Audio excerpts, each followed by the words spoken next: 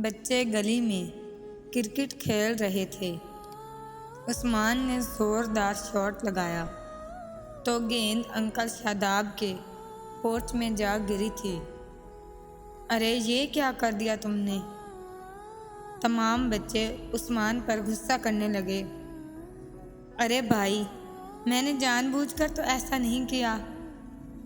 अब मैं खुद पछता रहा हूँ। उस्मान पशेमानी से बोला। चलो अब सब अपने अपने घर चलते हैं, क्योंकि मेरा ख्याल है कि हम में से कोई भी इतना बाहिम्मत नहीं जो अंकल शादाब से अपनी गेंद वापस मांग सके। हमजा ने मायूसी से कहा तो सभी मुंह लटकाकर अपने अपने घरों की जानिब रवाना हो गए। अंकल शादाब मोहल्ले के एक अखड़ मिजाज आदमी थे। उम्र तकरीबन 60-65 साल होगी। वो अपने घर में अकेले रहते थे।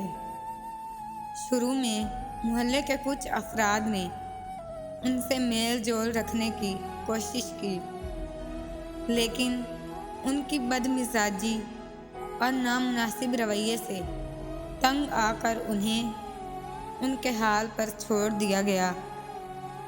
शाम के वक्त गली में काफ़ी चहल पहल होती थी, लेकिन शादाब अंकल ऐसी रौनक और शोर शराबे से बेइंतहा चिढ़ते थे, और अगर कोई गेंद उनके सहन में आ गिरती तो बच्चों को बेभाव की सुनना पड़ती। लिहाजा अब कोई बच्चा उनके गेट के नज़दीक भटकने की कोशिश ना करता। एक दिन शाम को सब बच्चे क्रिकेट खेलने गली में इकट्ठे थे।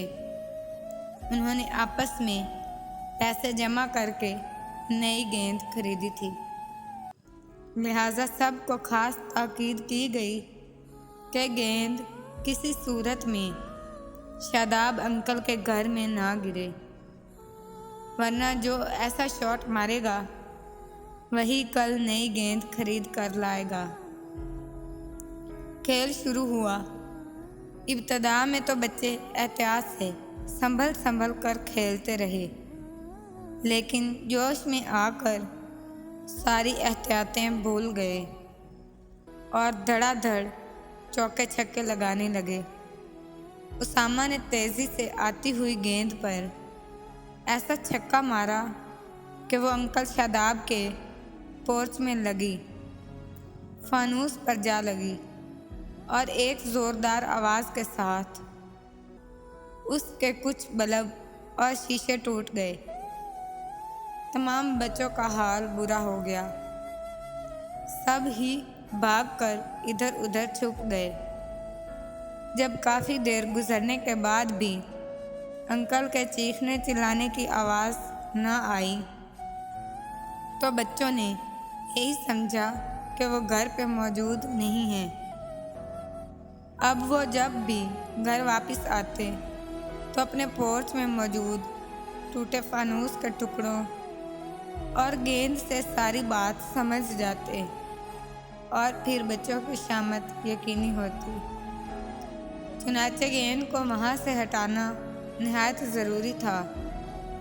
फैसला ये हुआ कि उसामा ही गेट पर चढ़कर अंदर से गेंद लाएगा। उसने डरते डरते हामी भरी और गेट पर लगी ग्रिल की मदद से ऊपर चढ़ने लगा।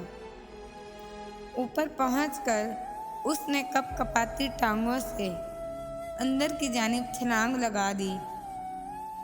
गेंद सामने मौजूद कमरे के दरवाजे के पास ही पड़ी थी। वह यूं ही गेंद की जानिब बढ़ा, उसकी नज़र कमरे के अंदर पड़ी। खौफ की एक लहर उसके जिस्म में दौड़ गई। अंकल शादाब औंधे मुंह कालीन पर बेतरतीब पड़े थे। उसामा ने अपनी हिम्मत जमा करके मेन गेट को अंदर की जानिब से खोला और बाहर खड़े बच्चों को सारा माजरा सुना डाला। कुछ बच्चे हिम्मत करके आगे बढ़े और अंकल को हिलाने जुलाने की कोशिश की, लेकिन उनमें कोई हरकत ना हुई। चंद बच्चे जल्दी से अपने घरों की जानिब भागे ताकि किसी बड़े को इस सूरत हाल से आगाह किया जा सके। जल्द ही मोहल्ले के कुछ अफराद ने फौरी एम्बुलेंस बुलवाकर अंकल को अस्पताल पहुंचाया। डॉक्टर ने मुआयना करने पर बताया कि इनका ब्लड प्रेशर खतरनाक हद तक कम हो जाने के बाइस वो बेहोश हो गए हैं और अगर मज़ीद ताख़ीर हो जाती तो इनकी जान को खतरा हो सकता था। बहरहाल डॉक्टरों के फौरी इलाज के बाद अंकल को होश आ गया। करीब खड़े मोहल्ले के एक साहब ने उन्हें तमाम तफसील से आगाह किया और फानूस के नुकसान से आगाह किया और बच्चों के हाथों उनके फानूस के नुकसान पर माफ़ी मांगी। शादाब अंकल सारी बात सुनकर रो पड़े और तमाम मोहल्लेदारों से अपने साबका रवैये पर माजरत चाही और उनकी ज़िंदगी बचाने पर बच्चों बड़ों का बेहद शुक्रिया अदा किया। रात तक अंकल को अस्पताल से डिस्चार्ज कर दिया गया। कुछ दिन बाद बच्चों की 2 टीमों के दरमियान क्रिकेट मैच था। मैच के आखिरी लम्हात से डिस्चार्ज कर दिया गया। कुछ दिन बाद बच्चों की 2 टीमों के दरमियान क्रिकेट मैच था। मैच के आखिरी लम्हात में था। एक बॉल पे छक्का दरकार था। सबकी निगाहें बैटिंग करते हमजा पर थी, जिसने सामने आती गेंद पर एक ज़ोरदार शॉट मारा और गेंद एक बार फिर शादाब अंकल के पोर्च में जा गिरी। लेकिन अब किसी बच्चे को इस बात का डर नहीं था। इन सब की नज़रें अंपायर की तरफ थी, जिसने मुस्कुराते हुए अपने दोनों बाजू ऊपर आसमान की तरफ उठा रखे थे। वो एम्पायर बच्चों के हर दिल अजीज़ अंकल शादाब थे।